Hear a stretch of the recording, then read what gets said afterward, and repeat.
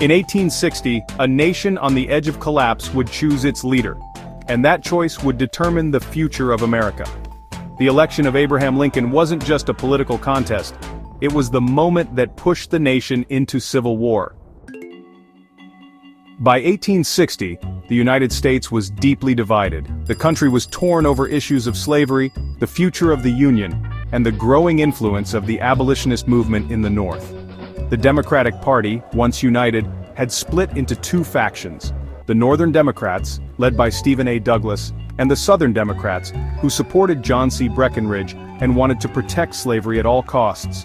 The Republican Party, formed in the 1850s, had quickly become the major political force in the North, united by its opposition to the spread of slavery into the Western territories. Abraham Lincoln emerges as the Republican nominee, a relatively unknown politician from Illinois.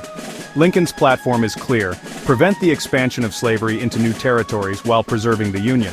The Democratic Party is split, leading to two separate candidates. Stephen A. Douglas represents the northern wing, advocating for popular sovereignty, while John C. Breckinridge represents the South and calls for federal protection of slavery. A fourth candidate, John Bell, runs under the Constitutional Union Party, aiming to preserve the Union without addressing the issue of slavery directly. Follow Eliza, a farm woman from Kentucky who is torn between the two main candidates, Lincoln's anti-slavery stance and Breckinridge's defense of Southern rights. Her decision will reflect the larger struggle of a nation. The election campaign is bitter, with each candidate presenting starkly different visions for the future of the country. Lincoln, despite never campaigning in the South, wins significant support in the North due to his strong anti-slavery position. The South fears that Lincoln's election will mean the end of slavery, and many begin to prepare for the worst.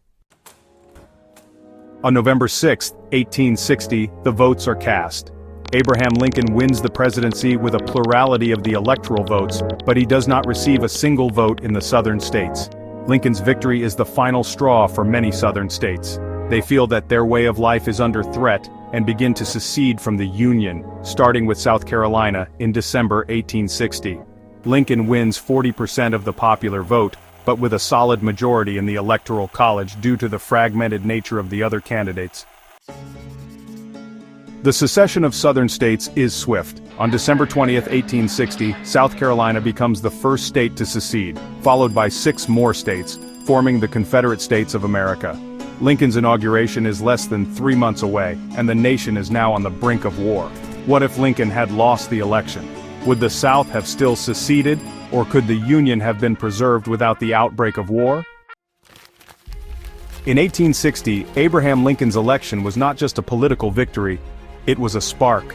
And as the South seceded, the fire of civil war was ignited. The country would never be the same again.